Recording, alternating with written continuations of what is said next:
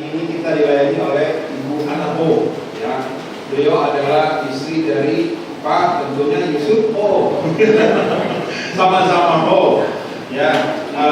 Beliau kalau nggak salah bulan lalu kita dilayani oleh Pak Yusuf, ya, benar ya. Nah, kali ini kita akan dilayani oleh istrinya.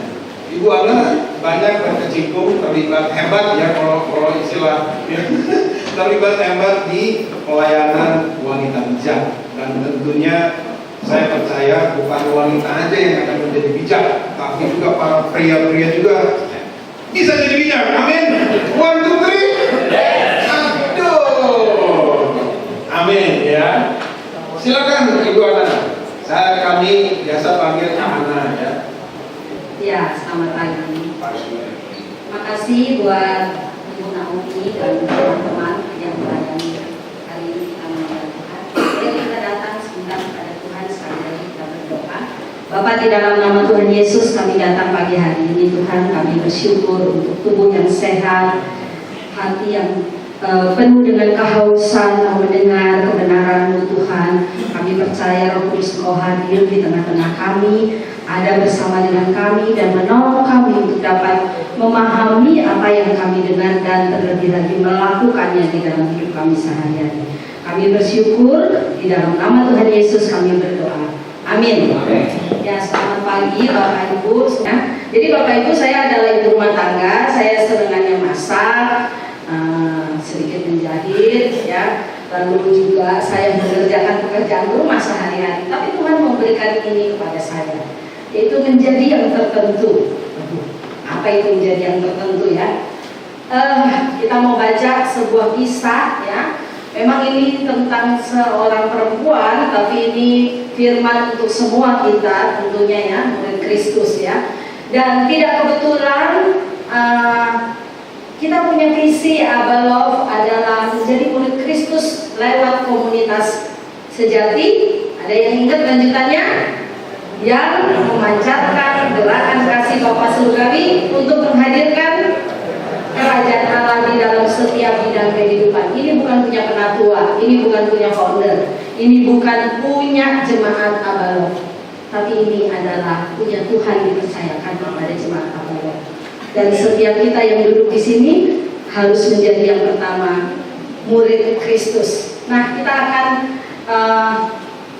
nanti sama-sama ikutin apa itu menjadi yang tertentu ya. Kalau di dalam bahasa Inggrisnya to be a certain one ya, menjadi yang menjadi yang tertentu, yang cuma satu itu, nggak ada yang lain gitu ya. Nah, gimana?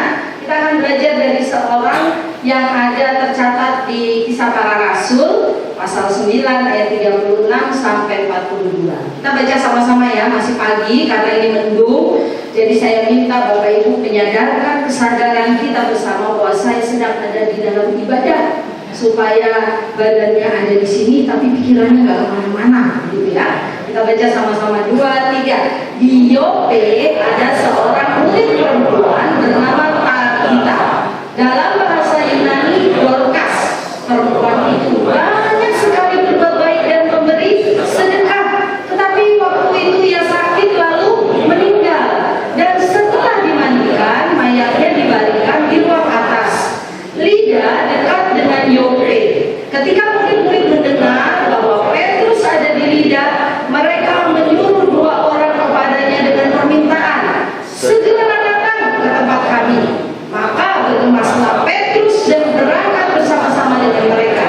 Setelah sampai di sana, ia dibawa ke ruang atas dan semua janda datang berdiri dekatnya, dan sambil menangis mereka menunjukkan kepadanya semua baju dan pakaian yang dibuat Dorcas waktu ia masih hidup. Tetapi Petrus menyuruh mereka semua keluar, lalu ia berlutut dan berdoa. Kemudian ia berpaling ke mayat itu dan berkata, Tabita, bangkitlah. Lalu Tabita membuka matanya, dan ketika melihat Petrus, ia bangun lalu duduk. Petrus memegang tangannya dan membantu dia berdiri. Kemudian ia memanggil orang-orang kudus beserta janda-janda, lalu menunjukkan kepada mereka bahwa perempuan itu hidup. Peristiwa itu tersebar di seluruh Yope dan banyak orang menjadi percaya kepada Tuhan. Wow, ya, siapa yang mau kayak Dorcas harus mati, dan dibangkitkan. Ya. Nah, pasal 9 kisah para rasul ini dilatar belakangi ayat 1-19 tentang pertobatan Saulus. Jadi ada waktu itu Yesus disalib, lalu naik ke surga, bangkit, lalu naik ke surga, mati, bangkit, lalu naik ke surga, dan murid-murid jemaat Tuhan itu mulai dianiaya oleh seorang yang bernama Saulus. Jadi pertobatan Saulus itu melatar belakangi kisah ini. Lalu Saulus ada di dalam lingkungan saudara-saudara. Saulus seorang petobat baru mulai dimuridkan bersama dengan murid-murid yang lain, dan dia dengan setia belajar menjadi murid Kristus. Dari penganiayaan murid Kristus menjadi murid Kristus. Wow, ya, ini luar biasa. Lalu ayat 32-42 di situ judul perikopnya adalah Petrus menyembuhkan Eneas dan membangkitkan Dorcas. Jadi sebelum membangkitkan Dorcas dari kematian, dia menyembuhkan seorang murid lain yang bernama Eneas, ya. Waktu itu sakit dan juga disembuhkan. Nah, ada apa dengan Yope? Tadi kita lihat di Yope, ya. Yope ini adalah sebuah kota pelabuhan, ya. Kota pelabuhan di mana mayoritas orang-orang, khususnya pria-prianya itu pergi berlayar melaut, ya. Dan tidak kebetulan banyak diantaranya yang pulang tinggal nama. Artinya innalillahi wa inna ilaihi raji'un. Ya, oleh karena itu banyak di situ janda. Ya. Nah, Dorcas tinggal di kota pelabuhan ini, ya. Dan Dorcas sendiri arti namanya atau Tabita. Jadi kalau Tabita Dorcas ini seperti Abraham dan Ibrahim gitu kira-kira, ya. Jadi jangan bingung, kan namanya beda gitu ya pengucapannya. Artinya adalah rusak. Ya, nama artinya sendiri adalah rusak. Dan ada yang menarik yang Tuhan ingatkan adalah kata ini. Di Yope ada seorang murid perempuan. Nah, ini menarik, ya. Ya, ada seorang murid perempuan. Banyak murid tapi ada satu orang murid perempuan. Dan di terjemahan NIV-nya dikatakan, now there was at Joppa a certain disciple named Tabitha. Kalau ditanya di Abel of Kelapa Gading, di satelit JGC ada seorang murid.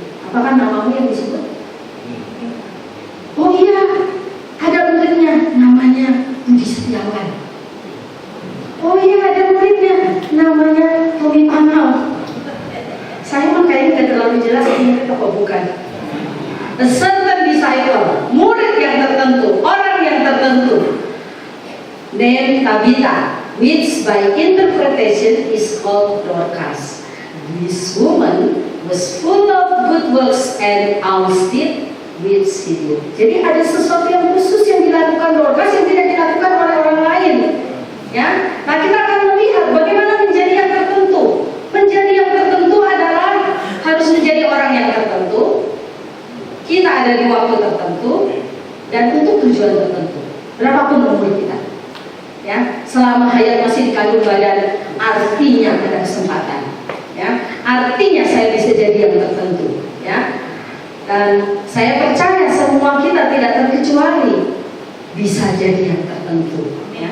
Tapi seringkali kita tidak hidup di dalam kebenaran ini, ya. Kita melihat yang pertama, bagaimana menjadi orang yang tertentu. Ada seorang murid perempuan. Jadi di Alkitab itu dicatat, seluruh Alkitab itu mencatat 7 orang yang dibangkitkan dari kematian dan cuma 1 perempuan yang namanya Dorcas. Dia satu-satunya wanita dan dia disebut dengan kata murid, ya. Dan kalau Musa punya tongkat untuk apa? Musa punya tongkat dipakai untuk apa? Membelah laut merah, mendatangkan tulang, menjadikan air sungai menjadi darah, ya. Dorcas punya kain, benang, dan jarum untuk membuatkan pakaian buat para janda. Menjadi yang tertentu itu 1 orang 1 pribadi. Saya mau tanya di sini ada nggak yang punya kesaksian pertobatan sama? Ada. Cerita pertobatan mengenal Yesus itu sama? Ada. Seperti ini, ya. Telapak tangan kita, nggak ada bentuknya sama. Coba yang suami istri diakurin, sama nggak? Nggak ada yang sama. Artinya apa? Kita ini sudah ditetapkan menjadi yang tertentu, diciptakan sejak awal menjadi yang tertentu. Bahkan garis tangan kita aja nggak ada yang sama. Anak kembar pun nggak ada yang sama sidik jarinya. Luar biasa kan? Tapi kenapa kita jadi produk masal? Kita jadi sama dengan yang lain. Ya, si A punya akun TikTok, saya juga akun TikTok. Bisa joget-joget, saya juga joget-joget. Enggak salah tentunya ya. Tapi kita tertentunya di mana? Kalau semuanya sama, semuanya menyanyi apa? Ya kita bikin romantis. Semua pakai lagu itu, gitu ya. Enggak salah lagunya. Tapi tertentunya di mana? Menjadi yang tertentu, bukan menjadi yang aneh, bukan menjadi orang hebat, bukan menjadi orang yang tidak pernah salah. Menjadi tertentu itu punya satu yang tidak dipunyai orang lain. Dan semua kita punya itu. Coba tengok sebelahnya, lihat mukanya. Model kayak kamu punya yang tertentu dan bisa jadi yang tertentu, ya. Nah, kenapa begitu? Ya, karena firman Tuhan di dalam Yohanes 15 ayat 16 itu jelas kita adalah yang tertentu. Kita baca dengan suara jam berapa ini? Jam 8.22.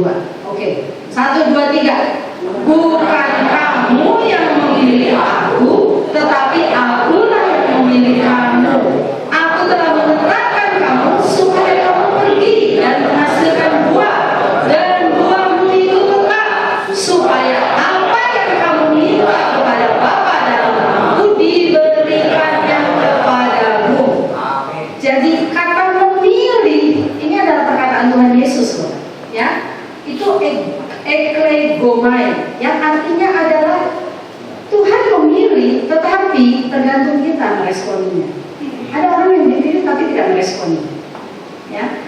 Tapi kita duduk di sini, tentunya Tuhan memilih dan kita meresponi. Ya Tuhan, aku mau percaya Yesus sebagai Tuhan dan Juru Selamatku.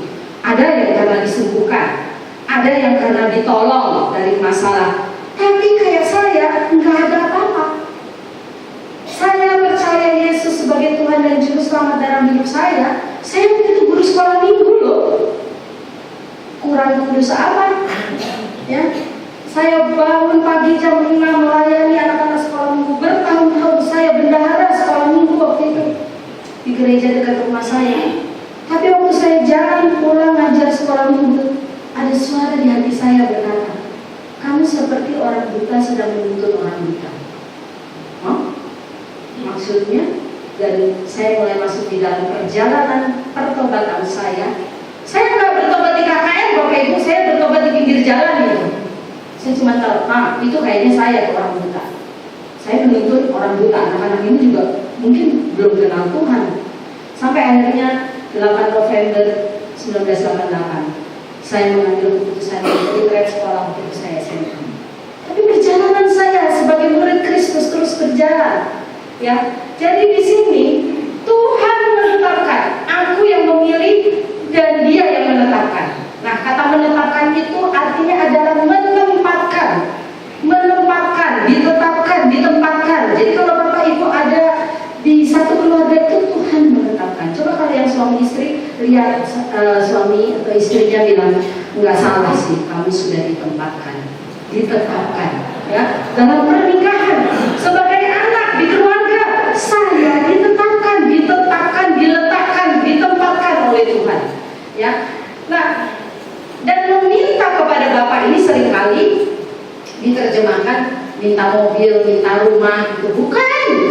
Ya, ini meminta supaya kehendak Bapa itu nyata dalam hidup kita berbuah, itu pasti dijawab Tuhan, pasti diberikan. Artinya berbuah itu berubah.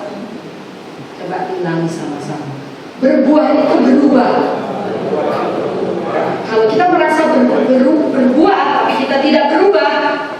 namanya apa? Bantet. Ya, itu namanya gagal panen. Ya. Orang berubah pasti berbuah. Orang berbuah belum tentu berubah. Banyak orang melayani berbuah. Dipikir dia berbuah, tapi dia tidak berubah. Pelayanan tidak pernah merubah kita. Yang mengubah kita adalah kesadaran saya dipilih oleh Tuhan, saya ditetapkan oleh Tuhan, dan saya ditetapkan untuk berbuah. Artinya saya harus berubah. Ya, jangan sampai balik-balik ya. Berbuah katanya itu adalah buah roh, tapi apakah sehari-hari kita terlihat buah rohnya? Kasih, sukacita, damai sejahtera, kesabaran, kemurahan hati. Tadi pagi ada kasih, ada sukacita, ada kesabaran, ada kemurahan hati. Buruan dan lama bener. Entar lagi nangis. Terus kalau saya ya, pasti nggak ada di sini saya. Gitu ya. Yusuf lupa kemarin mau pergi, udah di mobil, udah keluar jalan, udah digang. Handphonenya entah. Kamu ngapain aja tadi di kamar? Ya gangguin yang lain. Ada buah roh.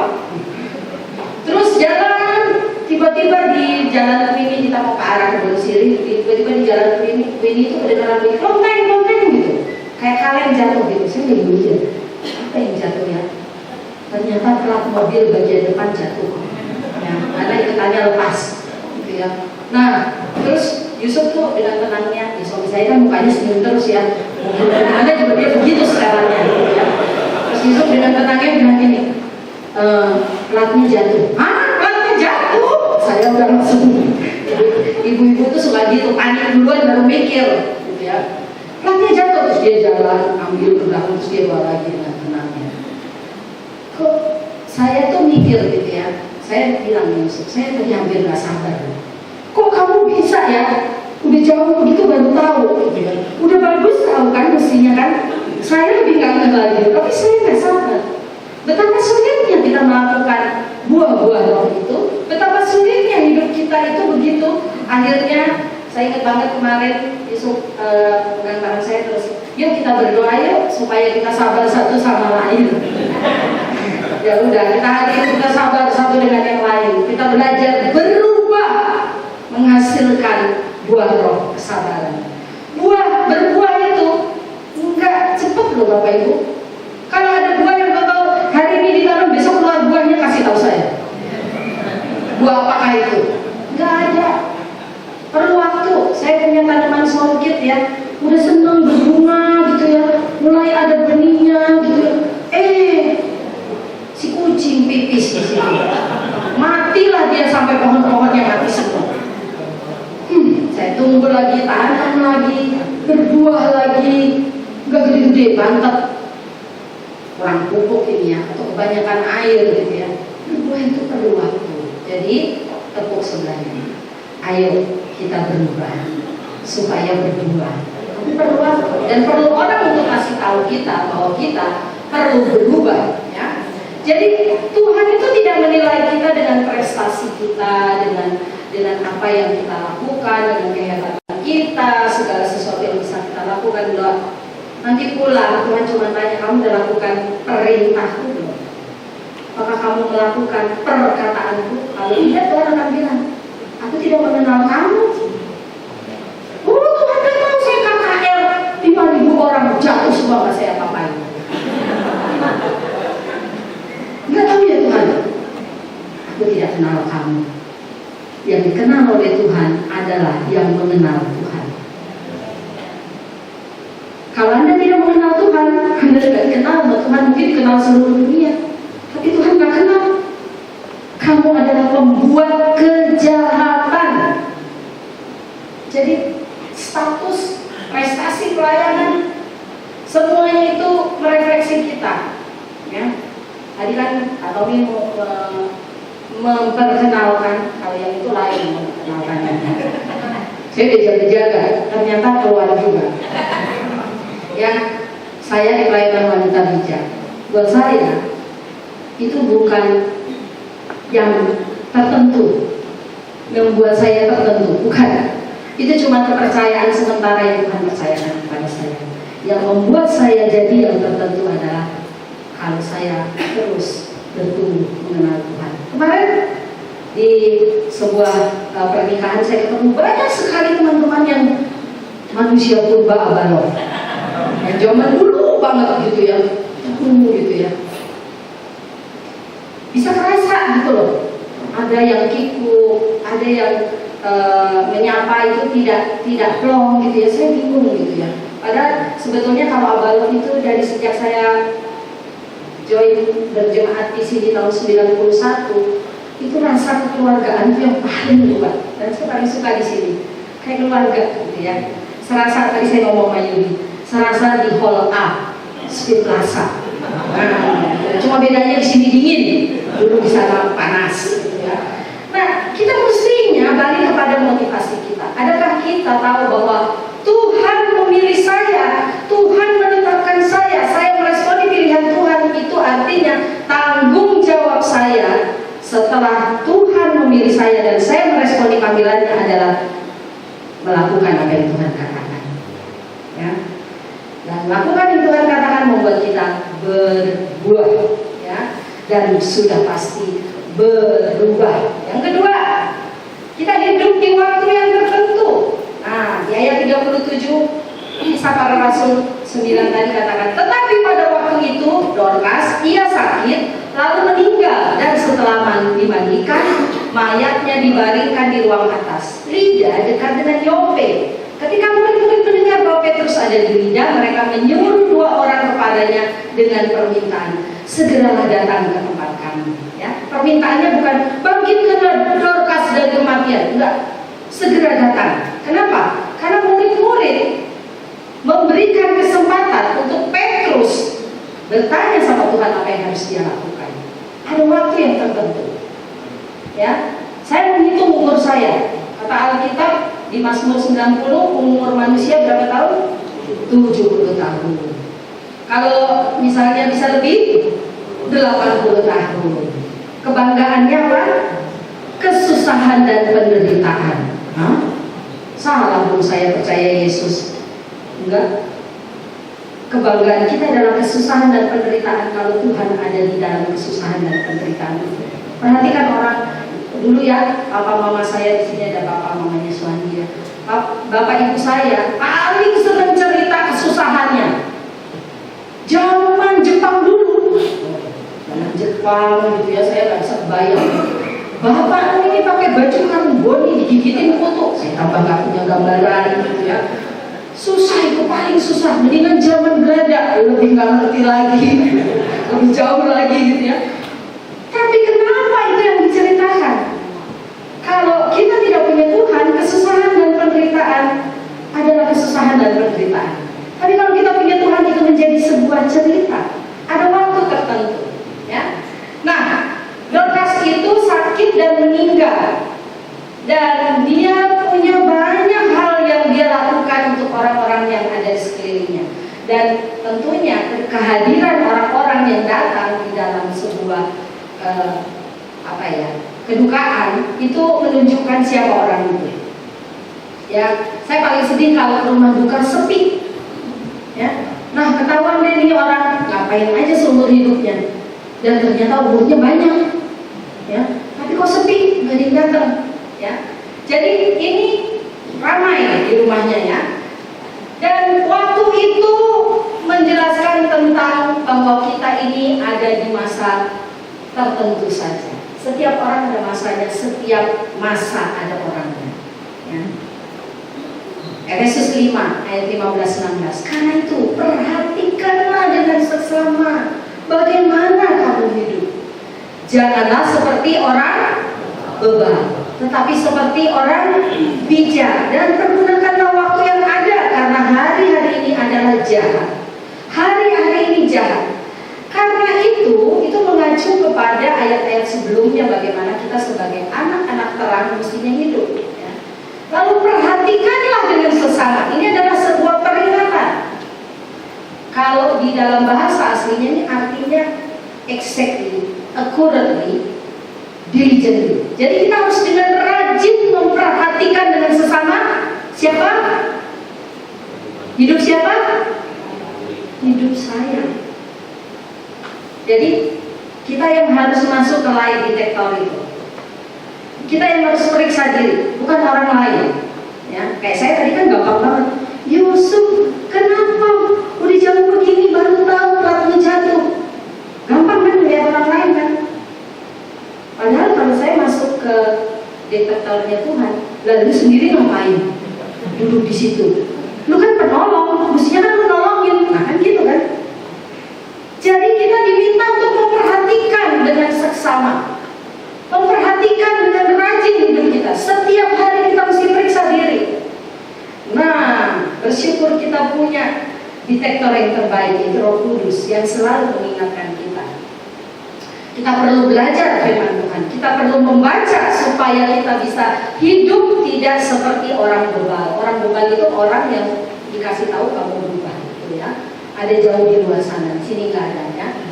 Nah, di sini ada kata pergunakanlah waktu. Ternyata bahasa aslinya itu adalah exagorazo. Nah, kalau ibu-ibu, kalau saya kasih ilustrasi ini pasti senang. Kalau pergi ada redeem point, ya. Nah, pergi ke supermarket di Warga Gading itu ada namanya PWP, ya. Belanja tebus murah, habis itu bisa tebus gitu. Nah, kata pergunakan ini sebenarnya adalah redeeming the time. Tebuslah waktumu.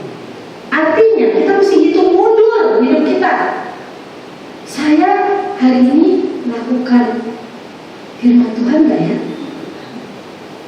Mesti sadar, mesti sering-sering menebus waktu kita. Kenapa? Karena hidup ini kumpulan dari waktu ini kumpulan dari kronos. Ya, waktu yang kita jalani setiap hari sampai waktunya ada kairos. Jadi kairos itu bukan ditunggu-tunggu, enggak perlu. Kalau kita secara kronos waktu kita melakukan yang baik, yang benar, nanti ada kairosnya. Dan kairos itu bukan untuk kita, tapi untuk kemuliaan Tuhan. Kadang-kadang kan kita udah nabung, terus habis itu pengen pergi ke Israel. Ini memang kairosnya Tuhan. No. Kamu nabung, ya tentunya nyampe juga ke situ. Kairos itu adalah sesuatu yang membuat kita bersuka cita. Kairos itu datang, kata kairos sendiri dari satu orang dewa, ternyata di Yunani yang namanya Kairos. Dewa ini aneh, dia punya, dia di helmnya itu ada sayap, di kakinya, di sepatunya ada sayap. Jadi dia tuh cepat sekali terbang, ya. Jadi di sini ada sayap, di kaki ada sayap. Jadi kalau kairos itu cepat kita tangkap. Tapi kalau kita menjalani kronosnya dengan benar, kalau kita sehari-hari melakukan yang benar, waktu kairos itu datang, nggak akan kelewat. Kita tangkap dia tuh dewa, ya. Nah, ini dia. Jadi kalau tidak, kita hidup di hari-hari yang jahat. Jahat itu apa artinya? Penuh tipuan. Saya kalau lihat di medsos ya, sekarang itu banyak sekali positivity, ya, hal-hal yang sepertinya benar,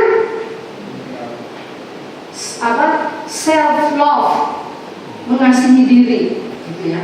Kayaknya benar, supaya kamu gak kena mental, kasihilah dirimu, ya. Kamu adalah versi terbaik hidup kamu, kayaknya benar. But positivity it's not true. Positivitas bukan kebenaran. Kebenaran adalah kebenaran. Bagaimana kita bisa tahu membedakan antara positivity dan kebenaran? Sama, ibu-ibu tahu tas yang ori pasti tahu tas yang KW. Ya kan? Dipegang itu KW. KW berapa? KW 1. Saya tuh salut loh kalau ada ibu-ibu yang bisa mendeteksi KW-nya tas. KW 1, KW 2. Kenapa? Karena kita mengenali yang ori, yang asli.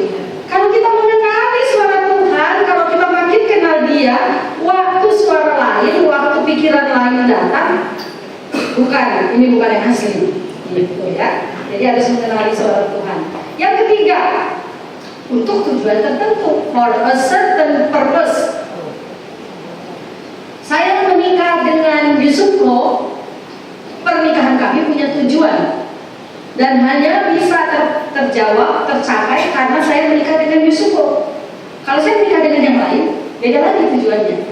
Ya, kami punya tujuan how great thou art, Allah Maha Besar, Allahu Akbar, semua terwakili. Ya. Dan betul, 23 tahun menikah bersama dengan seorang Yusuko yang bajunya selalu senyum itu, ternyata banyak sekali naik jet coaster. Ya. Tapi saya, karena ada tujuan tertentu, saya tahu I have to redeem the time. Saya harus menebus waktu hidup saya. Saya nggak mau nanti di nisan itu ya ada orang cerita, ini ya, baca deh, misalnya anak boy ini pernah punya kerinduan, dia belum tercapai ini kerinduan. Waduh, saya nggak mau. Saya mau nol nanti pulang, ya. Tujuan tertentu. Waktu saya menerima Yesus untuk sebuah tujuan tertentu. Kita ini bukan produk massal, Bapak Ibu. Tuhan itu membuat kita itu tailor-made. Ya, kalau baju itu tailor-made, ya. Fanny dikasih Swarovski, Yohana dikasih mutiara bajunya. Ya, nggak sama, patternnya juga nggak sama. Kenapa kita mesti menjadi seragam? Enggak, karunia-karunia kita juga bermacam-macam. Disitulah jemaat Tuhan, gereja Tuhan menyatu dengan karunia-Nya.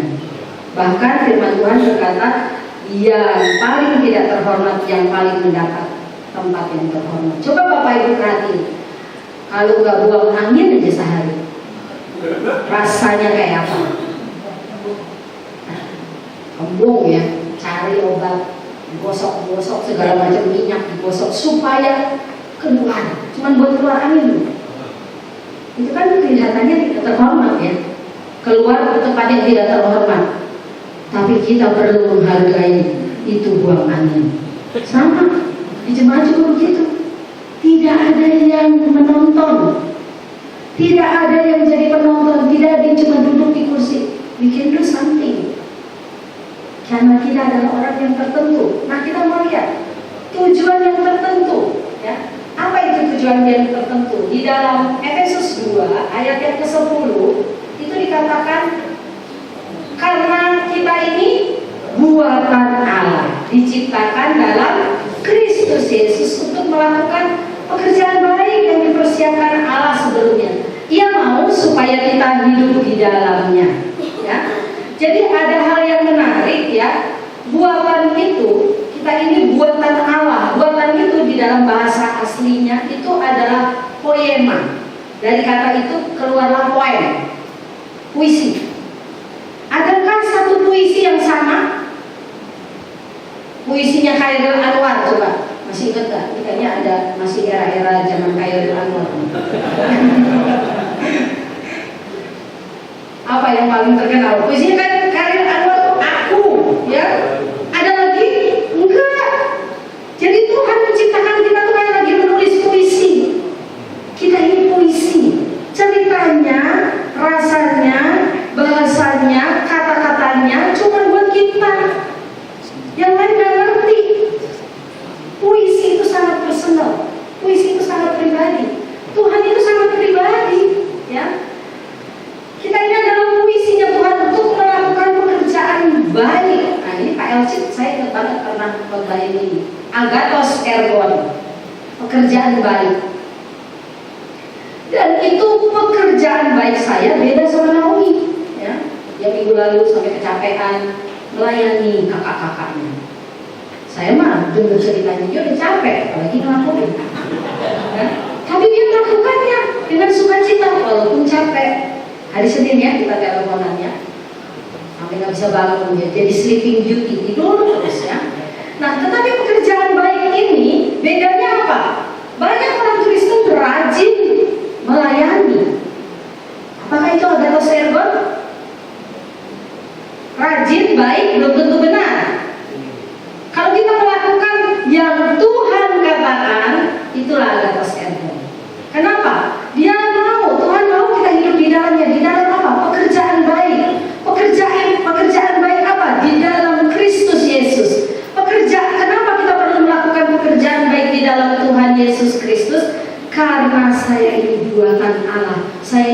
puisinya Allah.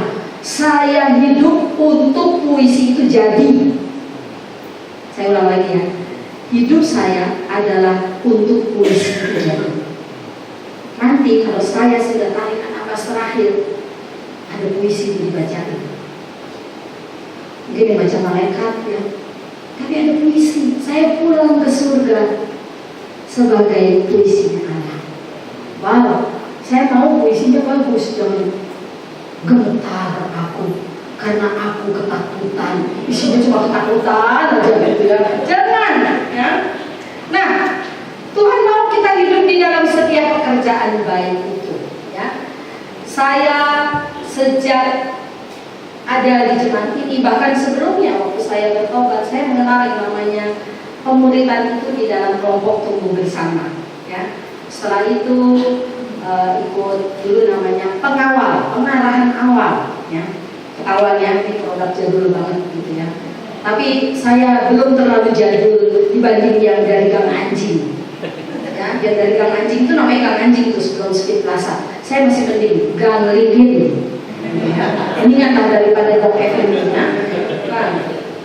Saya mengenal pemuritan dan saya bertumbuh walaupun tidak ada yang ideal ya.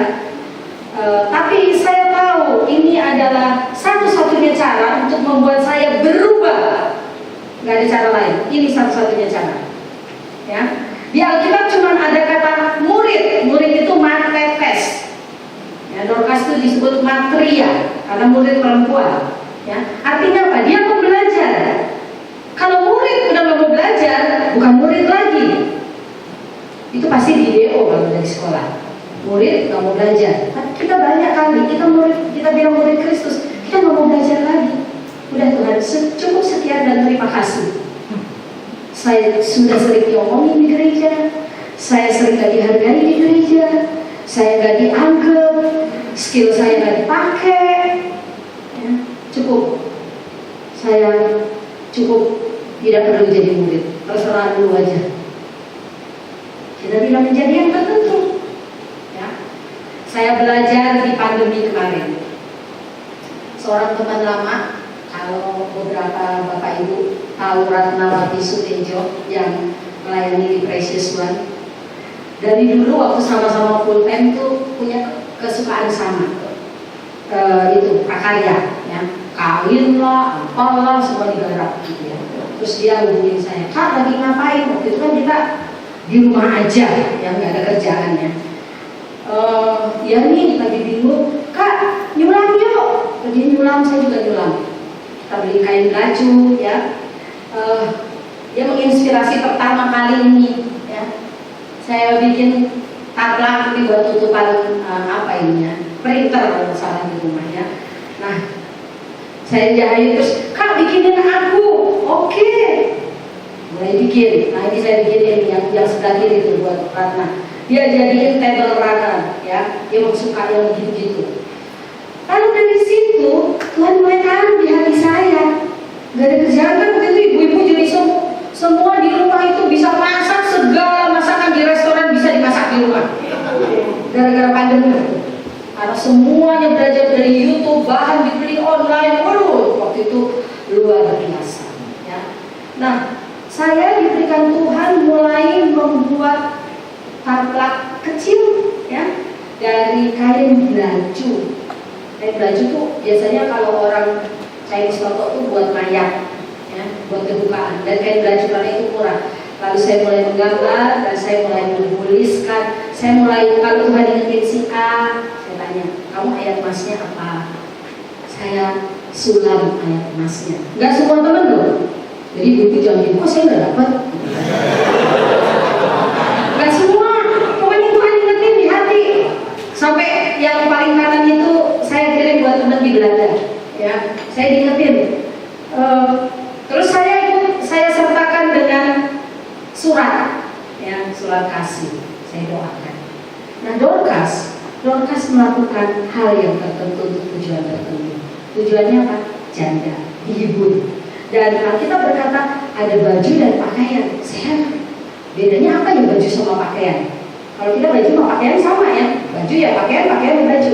Zaman itu Baju itu adalah baju dalam.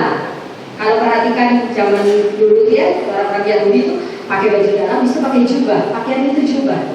Jadi dia membuatkan itu dan memberikan kepada janda-janda di Yobe itu bagi Naomi. Kebetulan ya, Naomi, nih saya kasih baju, pakaian, pakai ya.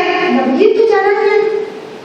Dia kan gini, Naomi, saya diingatkan Tuhan, saya mau buatin kamu. Kadang baju dan pakaian, kadang pakaian saja atau baju saja. Saya berikan ini. Lalu dia nyampaikan kata penguatan, Naomi kamu harus teguh, harus kuat, jangan mudah tergoda, ya? Iya benar, jangan mudah tergoda. Itu bahasa pastor saya sama. Jadi sangat pribadi, ya. Lalu setelah itu kita langkah masker kan waktu itu ya. Waduh, masker yang sekarang dibuang-buang dulu mah minta ampun, itu berharga banget ya. Nah, waktu itu saya mulai buat masker. Nah, itu YouTube mulai keluar tuh ya, bikin masker sendiri.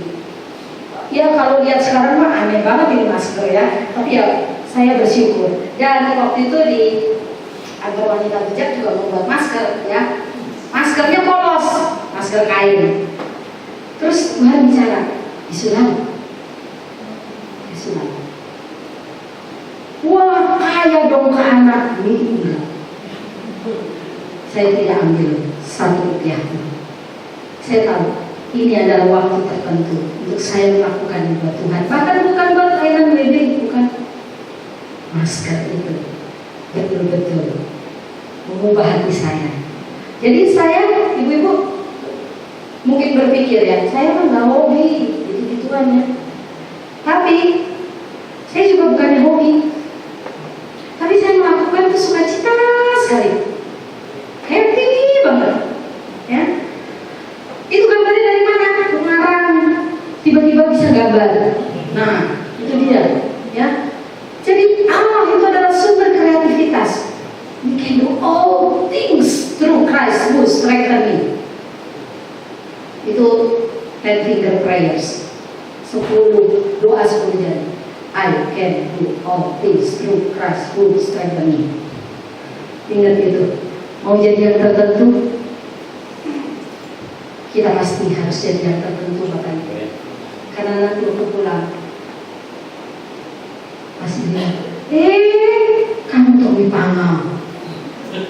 Terus di scan barcode-nya, cocok kali ya. Terus habis itu Tuhan Yesus bilang, sabarlah hambaku yang baik dan setia. Ayo masuk, scan lagi. Siapa yang mau di scan? Robi. Dulu kamu bandel ya, bandel dulu dia, suka tak cewerin. Tapi kamu berubah, masuklah. Datang lagi nih. Tuhan, saya nggak mau bilang siapa ya. Kamu siapa? Saya yang Tuhan. Wah, bukan 80.000 orang. Enggak ingat. Enggak. Saya yang Tuhan. Mendoakan orang. Orang sakit sembuh. Orang lumpuh melihat. Orang buta berjalan. Semua diceritakan. Tapi Tuhan bilang, kamu tidak kenal kamu membuat kejahatan. Tuhan ngomong begitu ya jadi jahat. Kita tak ada yang baik, kita bilang baik, Tuhan harus bilang baik, no? Bapak Ibu ngerti? Kalau Tuhan bilang benar, pasti benar. Kalau Tuhan bilang jahat, pasti jahat. Kebenaran kita tidak pernah lebih daripada kebenaran Tuhan. Mari kita menjadi yang tertentu. Karena kelahiran baru kita di dalam Tuhan Yesus Kristus itu adalah kekuatan untuk terus bertumbuh jadi yang terbaik. Terus bertumbuh walaupun pasti gereja ini tidak ideal ya, mendingan dingin di sini ya, di tempat lain mungkin panas ya. Teruslah bertumbuh walaupun pemimpin kita berubah. Teruslah bertumbuh walaupun tidak sekeren gereja lain. Teruslah bertumbuh. Karena nanti kita pulang sendiri ke rame-rame. Nggak ada pulang ke surga satu gereja. Nggak ada, sendiri. Mari saya undang Ibu Naomi, kamu datang kepada Tuhan. dan kita mengambil sebuah komitmen di hadapan Tuhan. Saya juga masih berjuang dan terus mau bertumbuh Bapak Ibu. Ya. Saya tahu perubahan saya itu bukan karena pelayanan saya. Perubahan saya adalah karena saya melakukan apa yang Tuhan katakan. Saya berdiri di sini, Tuhan mengubah hati saya loh Bapak Ibu. Saya bisa bilang kok, tetap enggak, gitu ya. Saya bisa bilang kok, enggak Tuhan, enakan ngobrol. Saya nggak suka makan. Tapi kalau Tuhan ngomong, bukan. Tidak ada yang bisa mengubah kita selain perkataan Tuhan. Saya ulang sekali lagi. Tidak ada yang bisa mengubah kita selain perkataan Tuhan. Kalau kau mendengar perkataannya, mari kita ambil keputusan hari ini. Tuhan, saya mau menjadi orang yang kita akan mendengar satu pujian ini tadi sudah dinyanyikan. Kita ambil sikap doa dan datang kepada Tuhan. Tuhan adalah penulis hidup kita. Biarlah Tuhan yang menjadi penulis hidup kita, sehingga kita menjadi puisi ciptaannya, kesukaannya, kecintaannya. Bapak Ibu Saudara, kalau kau datang pagi ini, saya percaya seperti saya yang berdiri di sini tidak ada yang kebetulan. Kalau kau mau merespon